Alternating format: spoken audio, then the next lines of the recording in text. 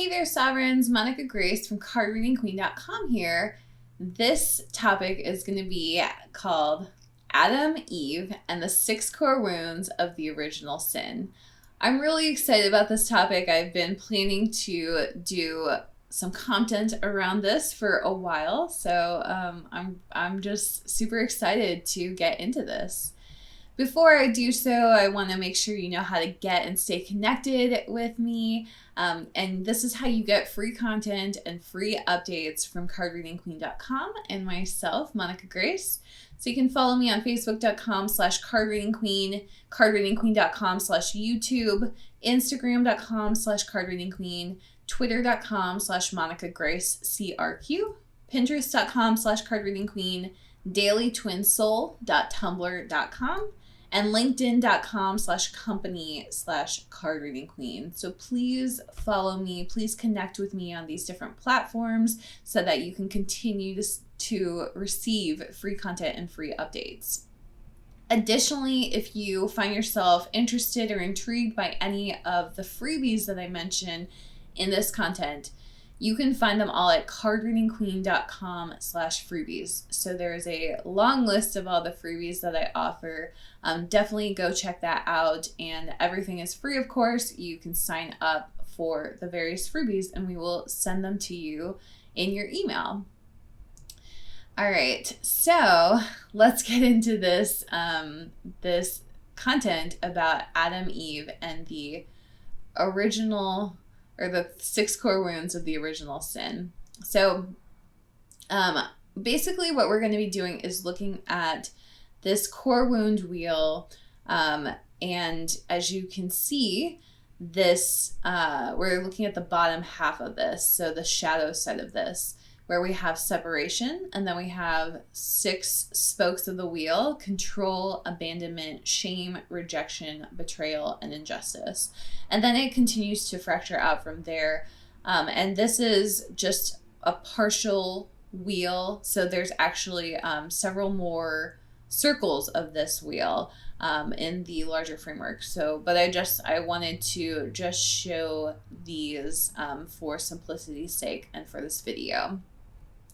Now, again, if you want to check this out in more detail, you can go to cardreadingqueen.com/freebies, and I talk more about this in the free PDF that I offer about the core wound wheel, and it goes into like what each of these core wounds are and how this plays out on the twin soul journey, a number of other pieces to that, or the ascension journey if you're not on a twin soul journey, how this plays out, but it really kind of explains this in much more detail. So what I want to do in this content is share how the 6 core wounds and this original wounding of separation, how that plays out in the story of Adam and Eve.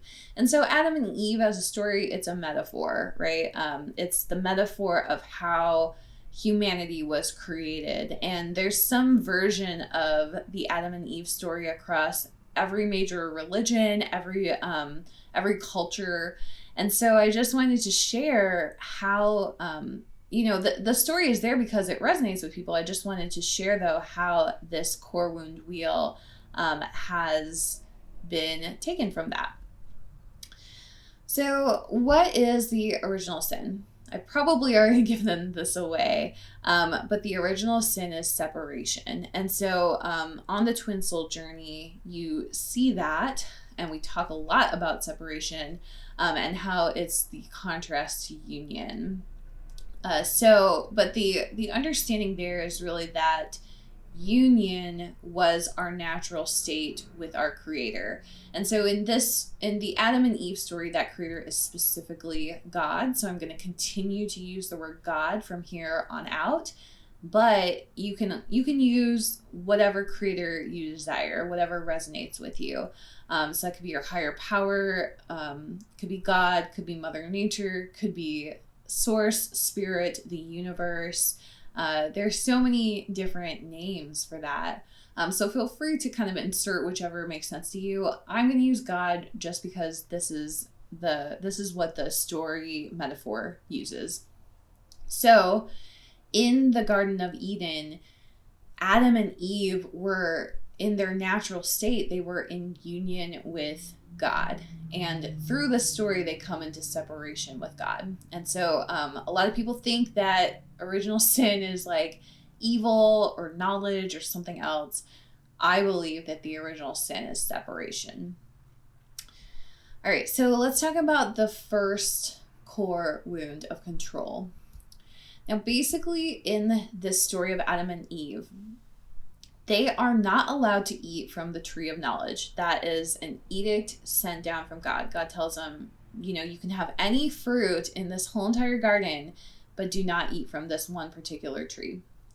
So what happens is the serpent comes along. The serpent is a creation of God, comes along and convinces Eve to eat the fruit anyway.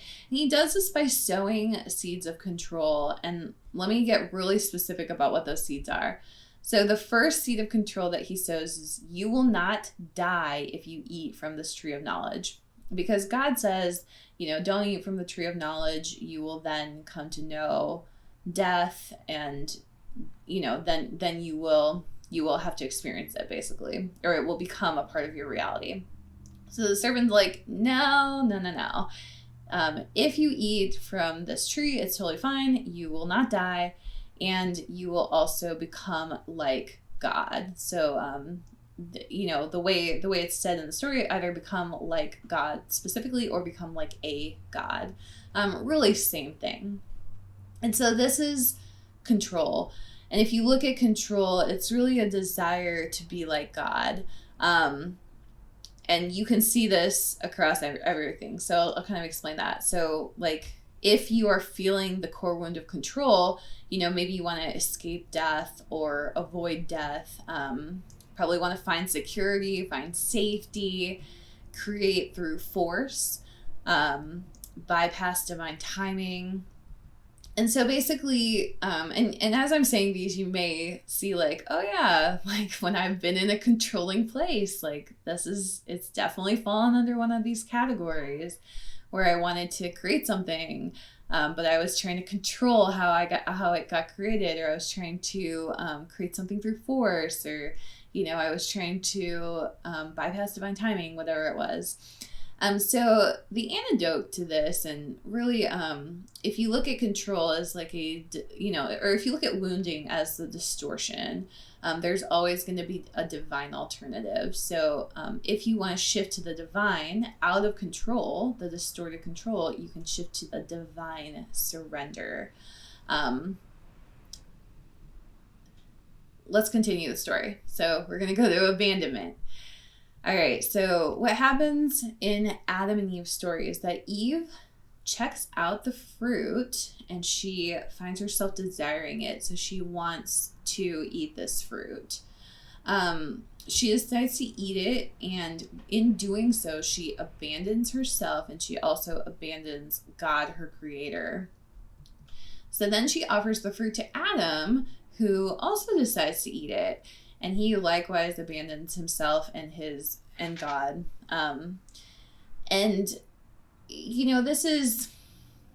It's interesting because they both choose to abandon God. It's also interesting because it kind of explains where the idea of the masculine and the feminine came from. And it even, archetypally, it even explains the dynamics between the masculine and feminine. So, Eve as an archetype is often painted as the seductress who tempted Adam. So, the thing to note though is that in the story, both of them decide to eat the fruit. And another interesting note is that nothing actually happens to them until they both decide to eat the fruit. So Eve eats the fruit and literally nothing happens to her.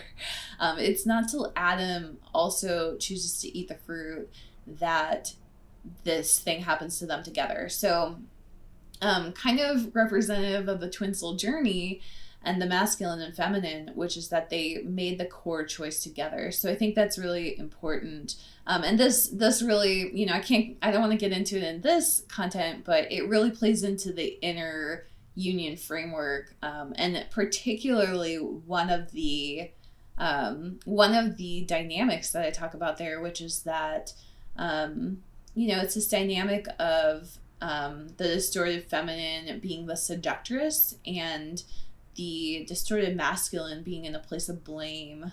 So trying to pass off his own decisions onto the feminine and making it her fault that he did something. So that's really embedded strongly in this story as well. So anyway, they both abandoned themselves. They abandoned their God. And abandonment as a core wound is really around claiming what's not yours, which is what they did. They claimed the fruit from the tree, and it was not theirs to claim.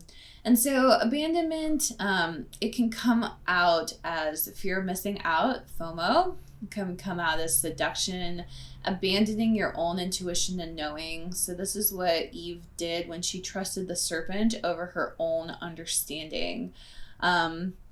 Needing contrast to understand your desires. So, and that's, I think ultimately Eve and Adam desired to stay in the Garden of Eden, but they made a choice at some point that they needed contrast. So then they ate from the tree of knowledge. Claiming what is not meant for you. Yeah, tree of knowledge was not meant for them. Jealousy and coveting. So in the story, Eve truly covets God's all-knowing. That's why she wants to eat from this tree, because she wants to be, she wants to be like God. So there's this jealousy there. And so as you shift to the divine, it's really shifting from abandonment to integration. And integration is, it's a form of union, and it's realizing that, we belong together, basically. So so abandonment is claiming what's not yours. Integration is claiming what is yours, essentially. So then the story continues and we meet the core wound of shame. So what happens to Adam and Eve is they become aware of their nakedness, and they decide to sew figs together to hide their shame around their nakedness and around their private parts that are visible. That's basically all that happens in the story. It's like a couple lines. But shame as a core wound is really about judging God's creations. Or, you could say judging your higher power's creations, judging the Creator's creations. So this can come across a lot in your journey on ascension or on your twin soul journey. Primarily we shame ourselves through judging ourselves. And we are a creation of our higher power. We are a creation of our Creator. And so when we don't love ourselves, then we are, that is the core wound of shame, judging ourselves. A question to ask yourself is, how can you judge yourself without judging God or without judging your higher power? You really can't, because if you're judging God's creations, then you're judging the Creator of God's creations, which is God. And you're judging God's decisions, his choices around creating you.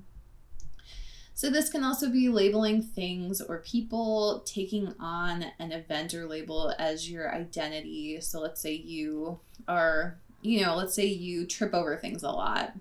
Well, that's something that you do or something that happens to you. You can decide to say, I'm a klutz. So you're basically shaming yourself for tripping over something. So taking that on as an identity. And the way to shift to the divine on this is really to move from shame to honor. So instead of judging God's creations, you want to honor God's creations, including yourself. Continuing with the story, we come to rejection. So what happens with Adam and Eve is they hide in the bushes as God walks through the garden. And God's calling out, Adam, Adam, where are you? And Adam is just hiding from God, which the reason I'm laughing is just because of how like completely insane and silly it is to hide from your all-knowing creator. It's actually like ridiculously funny.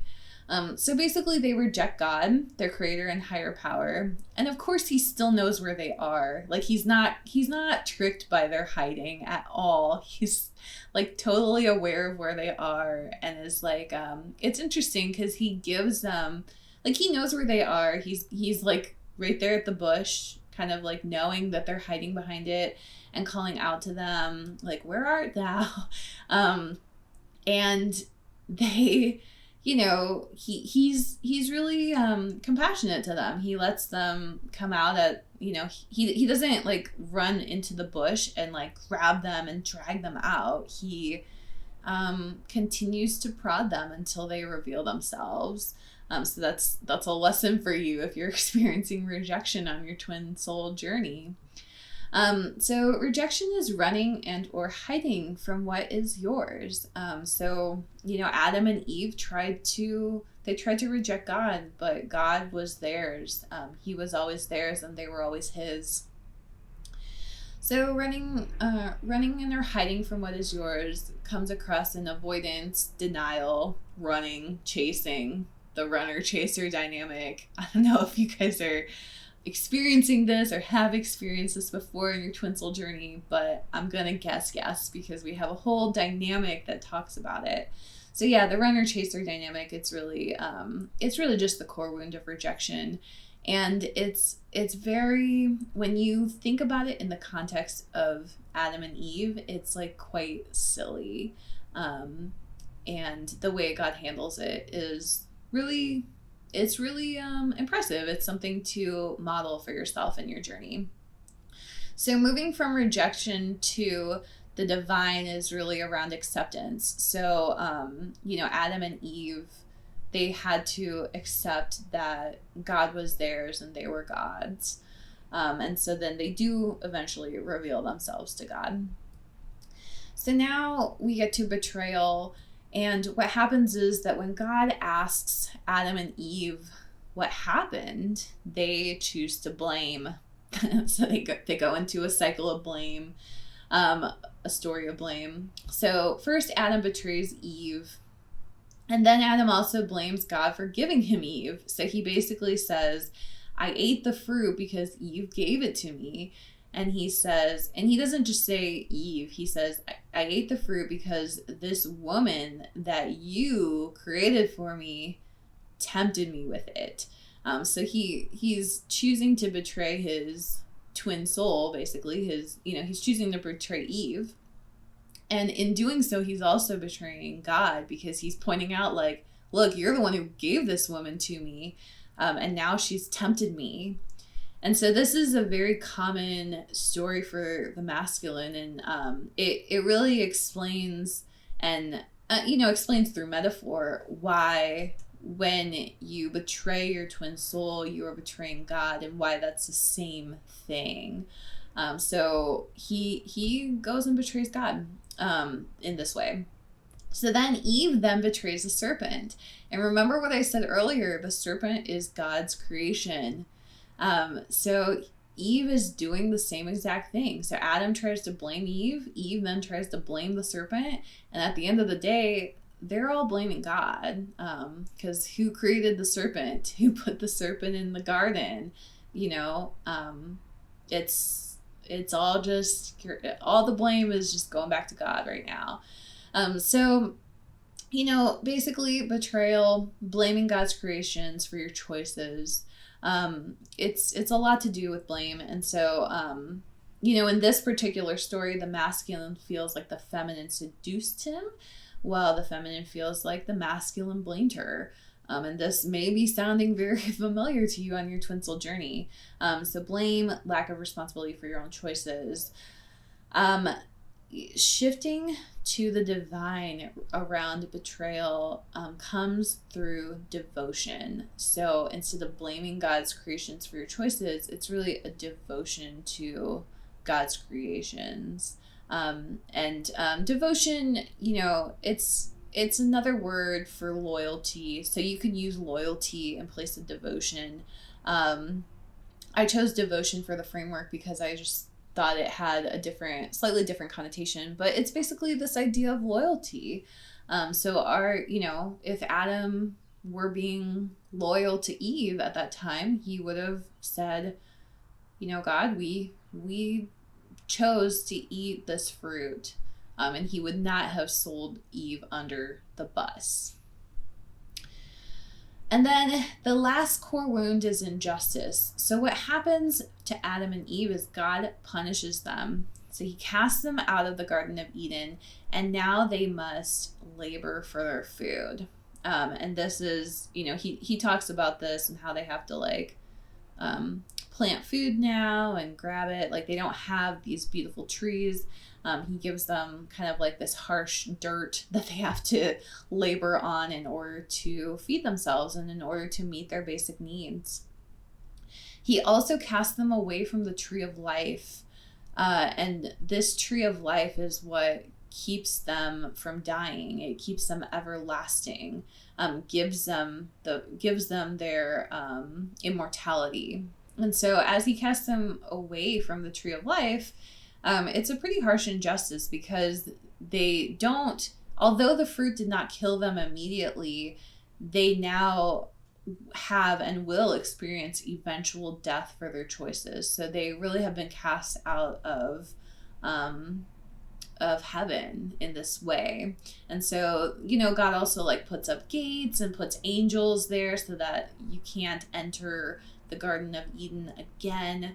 And it's basically it's pretty harsh for just eating some fruit, and making one bad decision. But this is injustice, and this is how we experience injustice.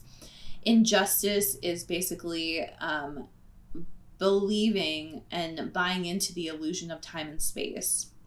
And so that's what happened to Adam and Eve, is that they are cast out of the Garden of Eden, and they are they're forced to believe in space, which is really that they have to they're forced to live in this physicality of harsh growing conditions and having to labor and all this stuff. So the illusion of space is really that you can't think of you can't think of an apple and then be holding it in your hand immediately, because there's an illusion of space there. And then the same is true of time. You can't plant a seed for an apple and then a second later, or well, not even a second, but then it's immediately there. It has to grow over time, and so that's the illusion of time. And so every injustice that we experience as humans is it's an illusion of time and space. So not enough money over time, for example, is poverty. And that's, we experience a lot of injustice around poverty. Not enough life or health over time is death. Not enough time in a relationship is separation. Things taking up space, feeling physical distance between you and something, or the physical distance between you and someone. All of these are, as humans, we experience them through this core wounding. So the shifting to the divine for injustice is equality. And as we shift to equality, we are able to overcome this understanding of and this wounding around what happened with Adam and Eve. So again, if you are interested in this concept around the core wound wheel, you can definitely check it out. It goes much, much deeper than what I've explained here, but I did want to just show how this one metaphor really kind of explains the first two levels. So the smallest level, which is union and separation, and then one level out, which goes through control, abandonment, shame, rejection, betrayal, and injustice. And I also want to say that I actually, I didn't look at the metaphor and then come up with the 6 core wounds. I actually, I identified those core wounds through a number of other methods and continue to test these core wounds against my own understanding. So One example is that a lot of people list neglect as a core wound. And for me, I realized, no, like neglect is not really a core wound. It's actually encompassed in one of the other core wounds. So neglect is, typically it's experienced through a parent-child relationship. And typically it's, somebody did not take responsibility for you as a child. So in that way, they abandoned you. So there are a number of other things that the internet or like whoever else identifies as a core wound. And I looked into those and said, no, this is actually a part of this other categorization. So I didn't, I got down to these 6 core wounds, and then I was looking at the Adam and Eve story, and I was like, yep, all 6 of them are here. Like they were all right there. And I thought it was really a fun metaphor for so many things on this journey, and so much of the understanding around twin souls. So anyway, if you're interested in digging into that more, definitely pick up the Core Wound Wheel. It's free, and it's at cardreadingqueen.com/freebies. And so I have a free PDF that kind of goes into the 6 core wounds in more detail. And then obviously, we actually, we go further than that. I have a course. So as I said before, the core wound wheel, even what I'm showing right here is just it's just a portion of the actual core wound wheel. So I'm showing 3 levels in this visual. The actual core wound wheel is 6 levels. And so because it's such a deep dive into these core wounds, these 6 core wounds, I have a course called Core Wound Wheel for Twin Souls. And so this course is the main benefit of taking a course like this is really that it can help you bring the subconscious to the conscious. So most of our wounding is subconscious, and it's writing the story of our lives for us, and it's basically dictating a lot of our patterns, a lot of our choices. And so the core wound wheel, it helps fracture out what is really an original wound of separation. It helps fracture that out into many different pieces. And then as it gets fractured out, we can recognize those pieces in individual situations. And so we're able to see all the different threads of our separation through the core wound wheel. As we see them, we can start to recognize them and like recollect them. So we bring it all back in, shift them all at this thread level. And as we do that, we heal these huge woundings around, we heal control, for example, through healing all the threads of control that we experience. So it's really about you really can't heal something unless it's conscious. And so it's really about taking that subconscious wounding and bringing it to the conscious. And then we go deep into healing the 6 core wounds. And we specifically talk about it through the lens of God or your higher power, your creator, whichever you'd like to call it, through yourself and then through your twin soul. And so we use this twin soul trinity to heal these 6 core wounds. You can also use anyone else. It doesn't have to be your twin soul. So if you're mad at your mom, for example, you can definitely heal your union and go further on your ascension journey using this core wound wheel to heal your issues with your mom. So if you are interested in this, go to cardreadingqueen.com/core wound wheel course. And at the time of this recording, that course is currently in progress. So I'm currently recording the course. If you're watching this after the fact, then you may, the course may be completed at that point. But at the time of this recording, if you're following me in real time, the course is still in process. But it may be opened up shortly, or there will at least be a sign up notification for it if it's something you're interested in. So definitely, you can go check out the course at cardreadingqueen.com/core-wound-wheel-course. But also you can just, if you're kind of like on the fence or you just want to learn more, don't forget to go to cardreadingqueen.com/freebies, and then you can just download the free PDF just to kind of get started and to kind of understand a little bit more of what this is. So I hope that was helpful to you. Thank you so much for being here and for giving me your time and attention for this content. I never take it lightly. I hope it was useful to you, and have a beautiful and blessed day.